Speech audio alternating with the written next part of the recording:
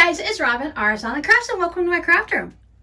This is my WiP It Wednesday video where I'm going to show you whatever I've been working on in the craft room this week.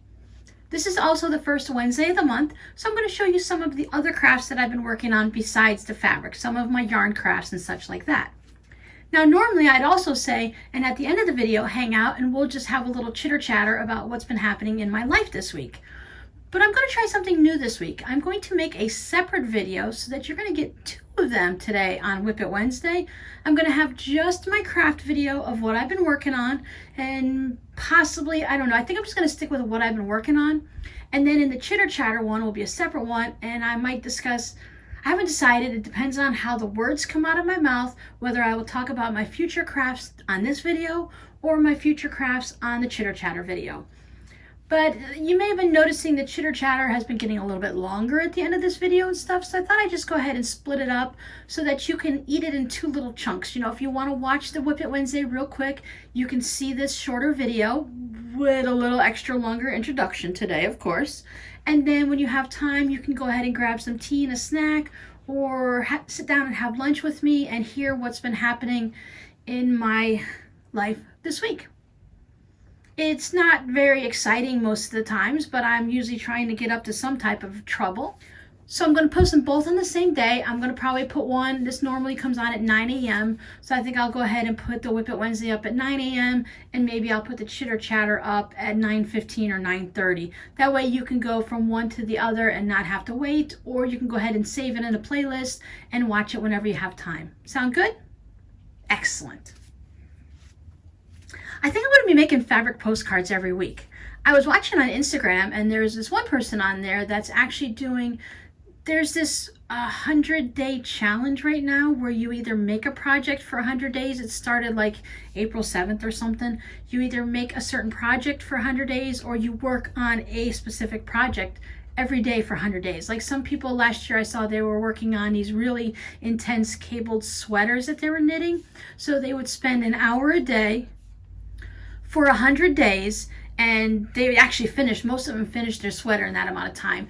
Most of them had already started the sweater and had been sitting around just waiting for them to finish it, and others actually finished a project. Some of them are making little small, little scrappy projects like this, and they make 100 of them. Last year, this one person made these little, about this big, refrigerator magnets. So they made scrappy designs. It didn't even need to be anything. It was just scraps sewn down into kind of like a crumb quilt, a little crumb block, but a little maybe 3x4, 2x5 piece of whatever. And they made magnets out of it and they put it on the refrigerator. Now 100 magnets, I'm guessing she sent out some to friends and stuff, because that would really fill up your refrigerator, right? So I'm not looking to do 100 days of anything or anything like that, but I'm trying to restructure my days. Every now and then, every so many months, I need to tighten everything up and get back into a regular rhythm of things. So I thought I would do, does anyone remember or still follow, of course, Victoria Finley Wolf? She did the 15 minutes of play. So every day at the beginning of her day, she'd go into her shop or to her craft room, her creative space, and for 15 minutes she would just play with fabric. She would basically do a crumb block. She would make, I can't remember exactly what they call it, but she would just make fabric, where you would take a whole bunch of little pieces of scraps of fabric and just make it into like a fat quarter or a 12.5-inch block, and then she could cut that up and use it in quilts later on. So while it's very similar to a crumb block, it was used as a piece of fabric and then cut into smaller pieces to put maybe for flying geese or something like that. So I thought maybe I'll get back into that. I used to do that a lot. So I think I'm going to set some timers on my phone again and do a half hour of just making some things in the morning. So maybe I'll spend a half hour or an hour just working on fabric postcards. Not always like this. I'm ready to move on to some other things.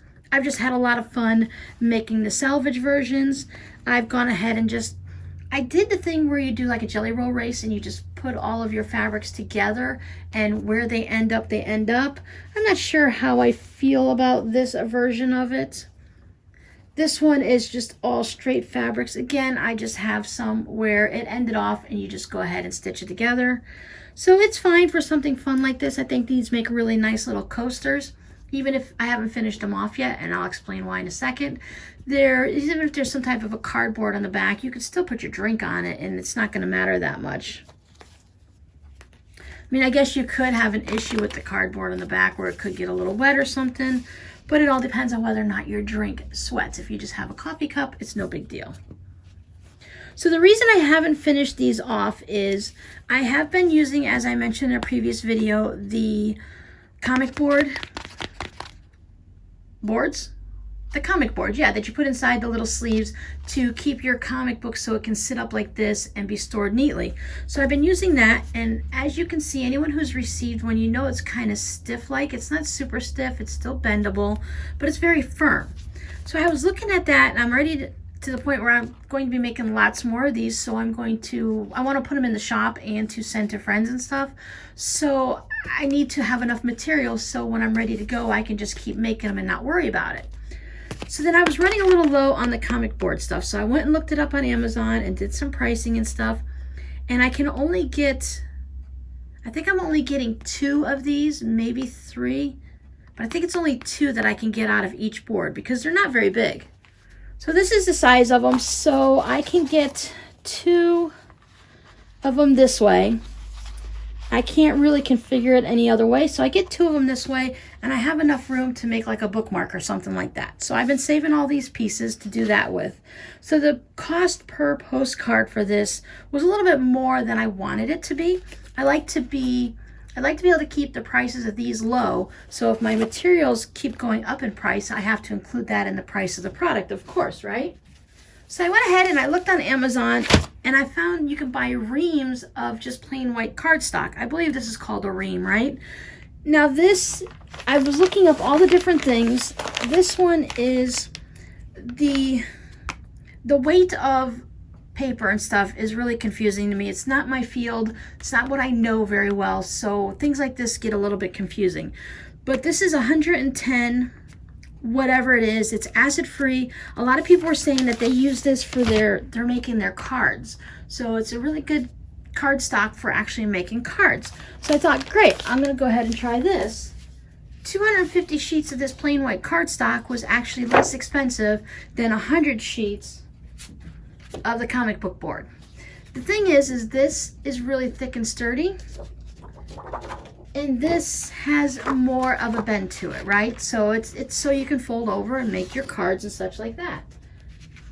I have one finished with the comic book board, but I haven't finished this one yet with the cardstock. I've sent one out to someone to test it out to see what she thinks. So if anyone is really kind of curious to see how well this stands up, if you've received one of these cards from me and you want to give a quick opinion on if you think this is okay to use, this, while it's good, it's not quite as sturdy. And I feel like it's fine for basic things, like for your ones like this, you know, the scrappy ones and for the salvages. But I'm wondering if I actually start getting into more of the art ones, the ones with a design that looks like a picture and stuff, if it's going to be okay just to have your basic cardstock in it, or should I stick with something that's a bit firmer? Because if that's the case, then I'm just going to have to figure out, I have to take a trip up to Joann's or Michael's and figure out the heaviest cardstock I can get to see if, you know, I don't know if maybe I can double it up, if it will still be cost effective and able to easily sew through and keep it neat to put 2 of them in, because then that kind of, it does firm it up a little bit. It's still not cardboard sturdy like this. So have you guys received any of these in the mail from other people, and have you noticed they just use simple cardstock? I know many people just put fabric on the back of it, that they don't even use any type of cardstock or cardboard whatsoever. So that could be an option too. I mean, not an option for me, but if they're using fabric, then maybe it'll be okay to just go ahead and use the lighter weight stuff. So I don't mind sending out a few of these. I have some of these scrappy ones that would be fun to just send out if you guys want to test it out.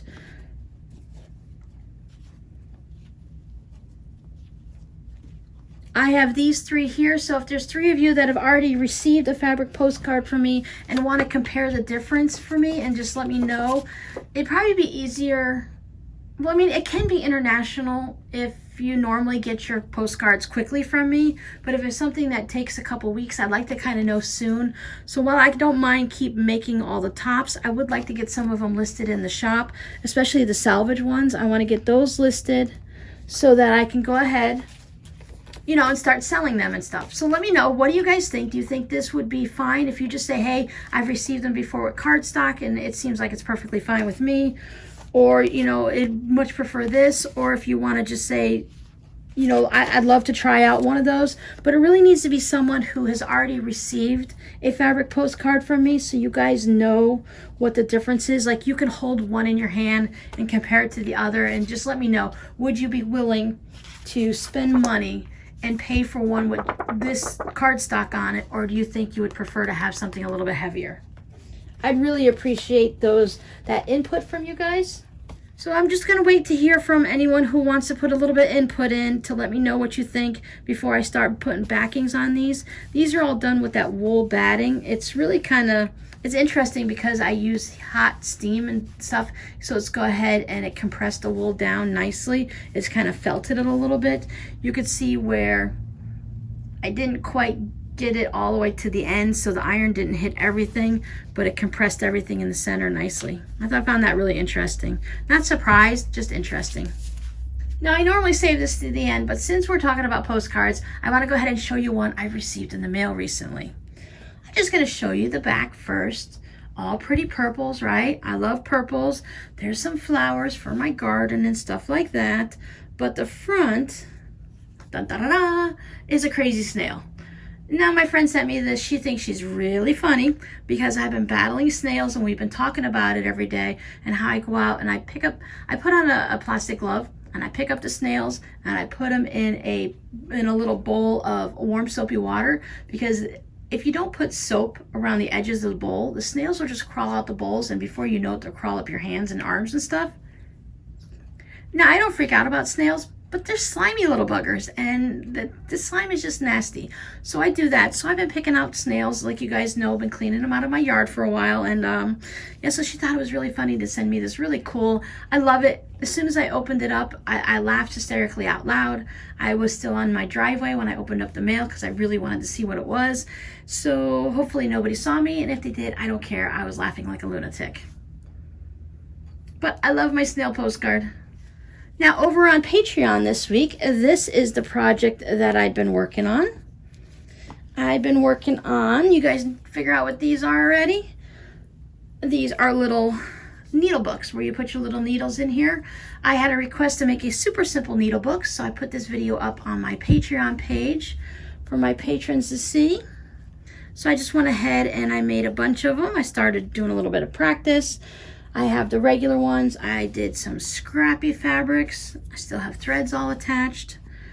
This one, I used the felt, and I really like the felt. I was just worried about how long it might last. And then these, I have this, I guess it's just a basic flannel. It's a little fuzzy on one side and not on the other. So I used that in the rest of these. I played with some salvages this way, some salvages this way. This guy is regular, this one's upside down. That's what you get when you have fabric like that. And then my favorite is always the salvages on the diagonal. I just like how you don't have to worry about anything lining up. And I know just going side to side and up and down, they don't line up, but I like this, just gives it some of that little extra character. And then there's those big old flowers that I had, and I made some of those scissor pouches out of.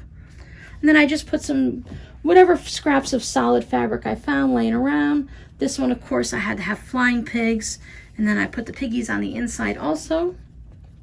So those were fun to make, and I foresee many of these coming in my future. I think these are great little gifts for maybe your sewing guild. It's something you can use up small bits of scraps of fabric, even if you're just using a solid fabric and you're not using scrappy bits. I've been told that these are orioles, and I think they're really cute. I'm not really good at knowing all the different birds. I'm not even sure if we have these down here in Florida. But yeah, so these are great for, you know, your sewing friends, someone who's new at sewing and stuff like these. So those are nice, fun little gifts. And I think the only other fabric thing I worked on was my Samoan Stars, or I should say taking them apart. So this is what I showed you previously, some of the ones I'd taken apart. And anytime I found myself with just a little bit of time to sit around while I was drinking my smoothie in the morning, or I was, whatever I happened to be doing where I knew I had a couple minutes to sit down, I would just go ahead and take apart some stars, chatting with my daughter on the phone and such. There's all the black and all the black. As you can see, I still have to take out all of the little threads. I figure I will go ahead and take apart the stars, and then I will just sit down and pull out all the threads, use a lint roller or something like that, or an eraser, or just pull them out with my fingers.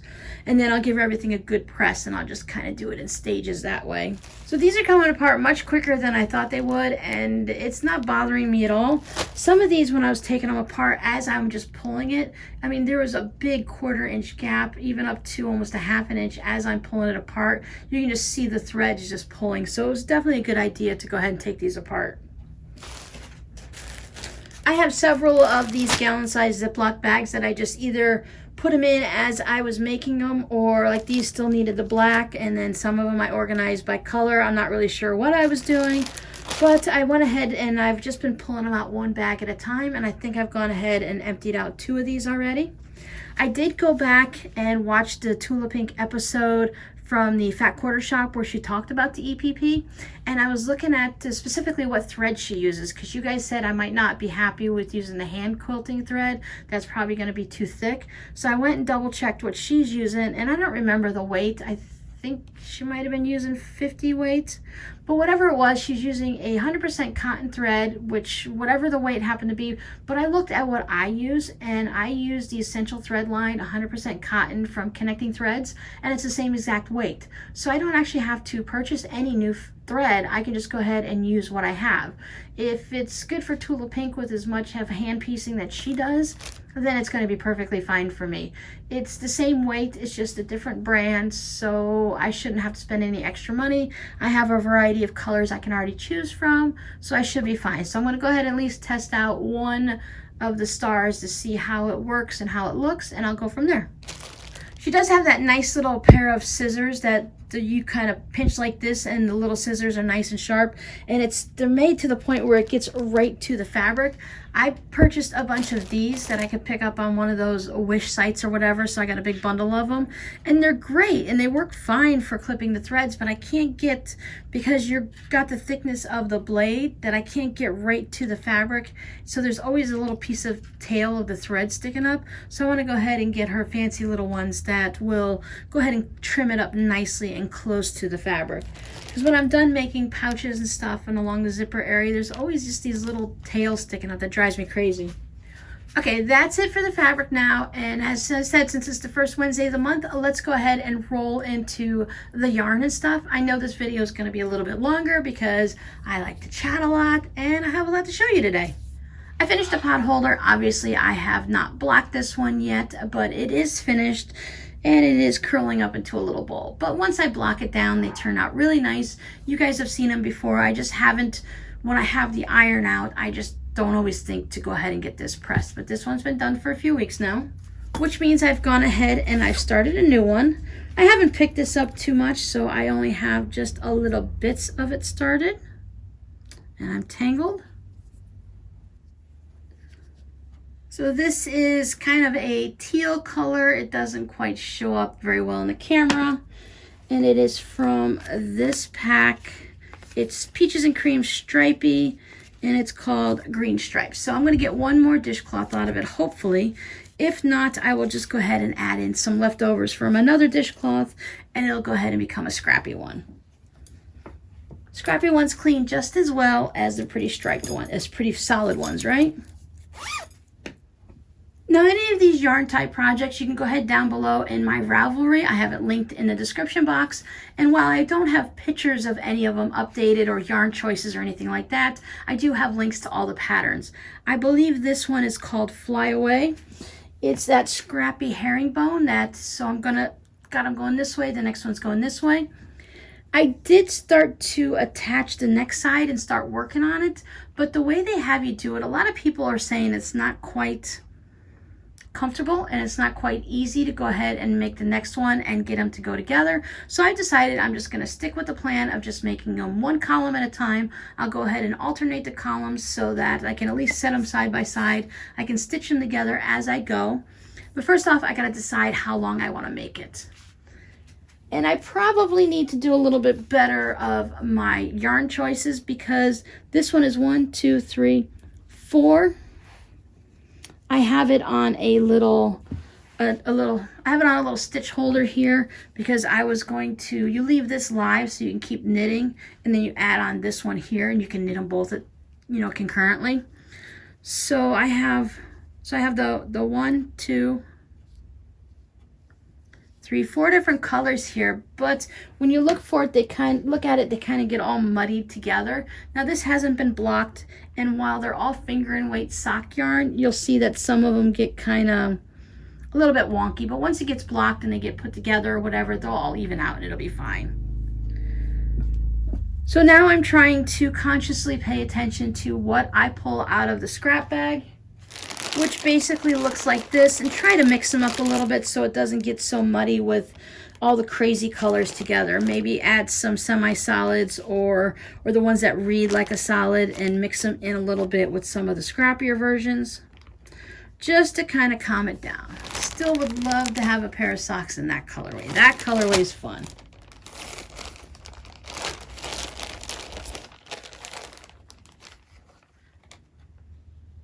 It is very bright when you look at it in real person here. So yeah, nope, those would be fun.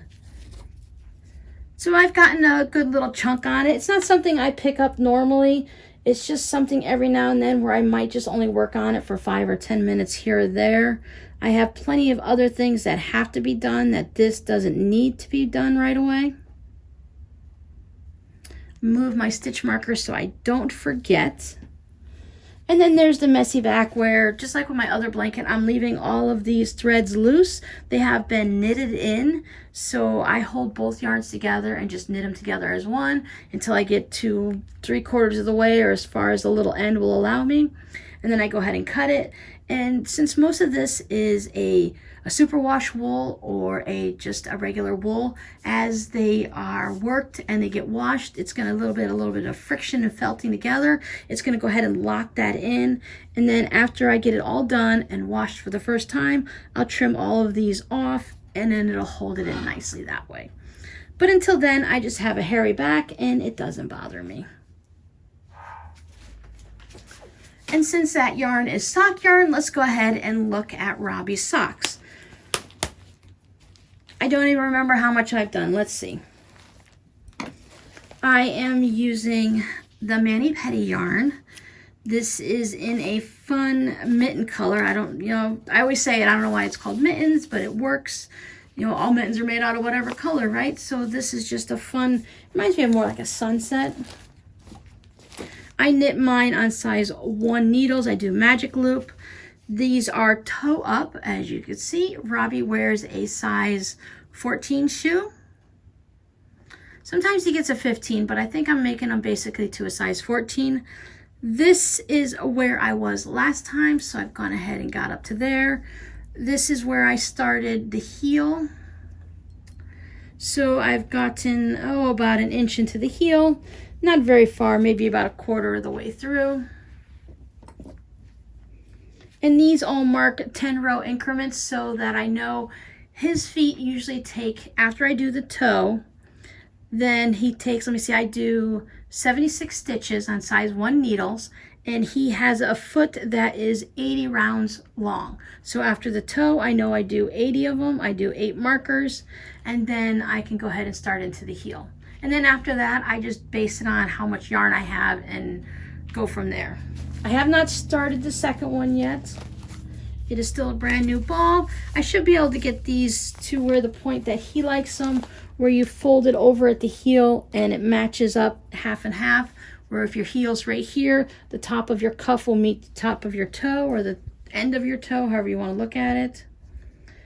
I start with 24 stitches on the toe, if anyone's curious, but I really like the way these are turning out. I'm hoping the next sock starts at maybe this colorway down here so that they're going to be fraternal but not identical, and that'll be fun. These will go into his Christmas pile. I try to get 3 pairs done a year, so here we are into May and I haven't even finished one sock. So like last year, I'm probably going to struggle and he's going to get what he gets, right? I am working on this hat. It is called the Honey Study hat. And I'm at the section where you get past the brim and you're just doing the basic hat part before you get to the decreases. And it is, I have to do 6 sets of this pattern, okay? And I am in halfway through my 4th set. So I have 2.5 more sets, then I can start decreasing and be at the top. Once you start decreasing, it's usually not very much. You usually don't have to do a lot of decreasing. It's usually just a couple inches worth. This has the brioche in it, which is actually this section. So it gives you that honeycomb brioche look. It has cables. I keep checking. I hope I don't mix up anything because I don't know how to fix cables. I would have to tear the whole hat back to the mistake.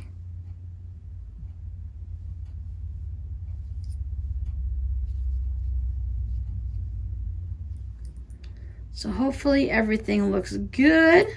But I was here last time, so let me go ahead and move my marker. I've actually put a good chunk of time into this one this month. I've been picking it up as much as I can. I actually worked on this on Sunday, which is normally my day to do whatever I want and not feel guilty. I actually decided that it would be fun to work on this. So this is how it's been going. It's going to be warm because it's wool, but it's also going to be lightweight because of all the airy stitches and stuff in it. I'm going to have plenty of wool left, so that should be okay. This is a cable needle if anyone hasn't seen one. This is not my favorite kind. I've tried this one, and it has these little, see the little ridges in there and stuff, and this is so long. The yarn is supposed to actually hook in there so you don't drop any of the yarn. This would probably be great if I had to do a lot of, like, this is called a 4x4 cable, which means I take 2 stitches off my needles and I hold it on my cable needle. I knit 2 stitches however I'm supposed to, and then I take the 2 that were on here and I knit them, and that makes your stitches cross over, and that's fine and all, but I don't really kind of care for this. The ends here are too long. If I was doing like an 8-stitch cable, that would be fine, and I'd need the more room. I'm looking for the ones that are kind of like a J, but I haven't been able to find them lately. So if anyone knows where, give me a link to one of those, that would be great. I appreciate it.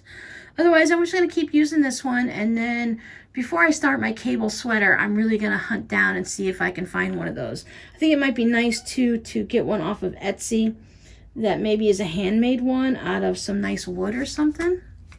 Now, this is a project that I have shown on my Patreon site.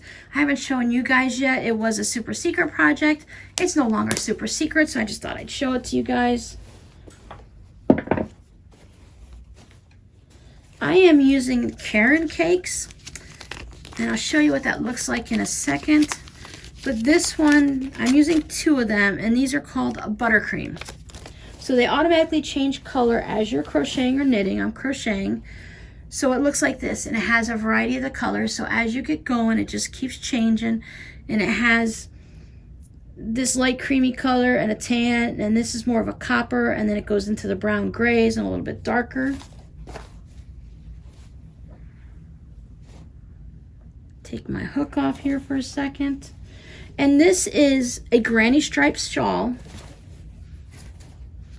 It is made, it's going to be hard to see here, but you start here, and it's basically a triangle shawl. So the whole shawl, when it's done, is going to be in this shape, like this pattern is going. So I started here, and I just kept crocheting in this granny square pattern, and going and going and going. And the last time my patrons saw it, I was here. We'll go ahead and move this up. I've been picking this up a little bit. It's there's a lot of stitches on it now, so it's very wide. So you start here, and you have to crochet, and you crochet a bunch, and then you get to the center point, and this is going to lay down your back, so this will be in the center of your back at your spine area, and then you crochet a bunch more. So I've been picking it up and I've been putting, sometimes I get lucky and I get a half of that amount of time in. Maybe I get from one end to the center, and the next time I pick it up, I get from the center to the end. So it's been a very slow process. I am on my second ball, or my second cake, however you want to look at it. So once this is done, it's going to be considered done. So whatever size it is, it'll be that size. I think it's pretty good right now. I think I'll leave this out so I can show it to you guys when I do my video, so I can hold it up and you guys can do my chitter chatter video so you can see exactly how big it is. When I lay this across my shoulders, so it just goes over my shoulders and it drapes down to the front of me, kind of like a cardigan would. You'd have it on both sides of the front of you. It goes down past my butt. That's how long the point is. So I think this is going to be a really good, they call it like a schlanket. It's going to be part shawl, part blanket, so you can wrap up into it. The granny squares pattern like this, it lets the excess heat out, yet it doesn't let the cold air in, and it keeps you warm. This was one of Rob's favorite designs because he liked how it would breathe when you're wearing it, so you didn't feel like you were being smothered underneath a heavy yarn blanket. And it's, when you put it on, it's not that heavy at all. It actually feels pretty comfortable. One more thing, I was a little bit busy on all the different crafts this month. So while I did just sewing fabric postcards and such, and the needle holders this week, I did dabble in all of my crafts. Well, not all of them, but enough of them. I pulled out, let me see if I've got the pattern in here. I pulled out the Santa that I'm doing from a Bird Brain Design, Santa Claus Doorstop 627. I'm turning him into a wall hanging versus a doorstop. So there's a lot of red work on it. I'm using the red fabric that I picked up at the Dollar Tree that I showed you quite a while ago. And I'm doing it with white stitches. So I'm doing opposite of what it calls for. So it doesn't look like a lot, but he's a very large pattern. So he goes from the top of his head down to the bottom of his feet and where all the toys are, and it goes from here to here. The last time I showed it, I just had this line here, and I started on, I had one of these little bells done. So I finished the bells, I got up along his hat, and now I'm just doing across the brim here. As I said, it's all going to be done in white. This is not an orange red, this is a red fabric. And it looks like if you'd spilt water on fabric. So it's got all of these, it's like the fabric, the dye was like running in different spots. So it's got all of these dark lines and these white spots. So I love the different texture of it. It has a deep brick red color, and then in the lighter spots it's more of a faded red into a pink and stuff like that, and then it just has the overall red. So I really like the color. This just doesn't do it justice. Maybe if I hold it up when I do my chitter chatter, we'll see the different colors a little bit better and the true red. But little by little I put in one strand, and then I am working on this one. And when I do my thread, I usually pull it out so it goes from the tip of one finger to about my chin or the opposite shoulder. I don't make it too long. They say to make them like arm length. I'm a rebel and I go a little bit longer, but it's been fun to work on. I started working on this a little bit Sunday night after I was done with the hat, so I just wanted to put a little bit of time into this, and it was very relaxing. I really enjoy doing hand embroidery. So that's what I've been working on in the craft room this week. This is a very long video. Thank you guys for hanging out all the way to the end. I hope you enjoyed what I've shown you. I hope maybe you got some ideas of things that you can make, such as these little needle books. They are an excellent, quick little project to make for gifts. If you're one of my patrons and you missed it, there's video was posted up this past Sunday. I believe that was like the 3rd of May. So it's going to be there for you guys to go ahead and head back and watch it. If anyone's interested, there's a link down below to my Patreon page, and explains everything over there about what Patreon's about and how you can get access to see these bonus videos such as these. We're a little bit excited over on Patreon because we're also starting a new thing over there. We are not necessarily doing a quilt along, but we're going to do a quilt block along, where every week we're going to work on 2 quilt blocks one that's kind of an easy one, you know, like when you do 9 patches and 4 patches and stuff like that. And then we're going to do one that's a little bit more intermediate to difficult, just to help build our skills up and to work on something that's a little bit harder and to challenge ourselves. And then when we're done, we're going to decide whether we put them into tote bags, table runners, lap quilts, or just turn them all into a large quilt. So I'm really excited to be picking out, that's something I'm going to be working on later today, picking out the different quilt blocks for the month of May. So that's something I'm going to be working on this afternoon, is I'm going to be picking out the different quilt blocks that we're going to be working on for May. It's kind of exciting. I love to make the quilt blocks without having to worry about what I'm going to turn them into. And of course, mine are going to be scrappy. So thanks for hanging out with me. Be on the lookout for that chitter chatter video and where I talk about the snail infestation in my backyard and all the different work I've been doing in my day-to-day life. And as always, be safe, be healthy, be scrappy, and I'll see you next time. Bye.